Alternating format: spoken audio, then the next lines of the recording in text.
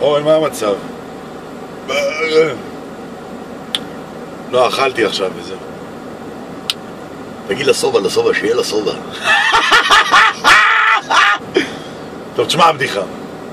בדיחה שהולכת איתנו שנים, אתה זוכר?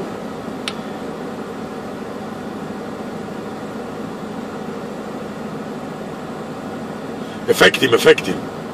תשמע, איזה אבא גרוזיני בא לבן שלו, עושה לו, בן שלי, קניתי לך פאזל 2,000 חלקים. אומר לו, כן, אומר לו, תקשיב אבא, אני מנסה להרכיב פאזל, לא מצליח, קורא לך לעזרה. בסדר, אומר לו, חו, זה כן בגרוזינית.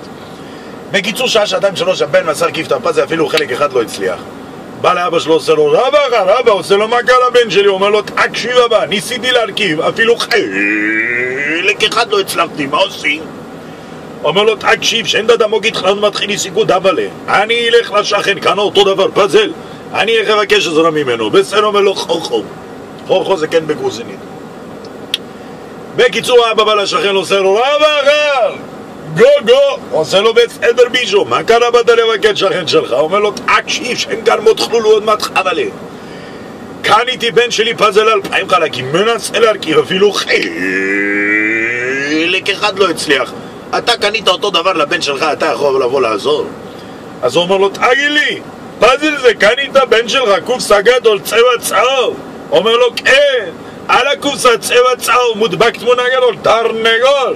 אומר לו, כן, עושה לו, יא מטומטם, קנית קרונפלקס.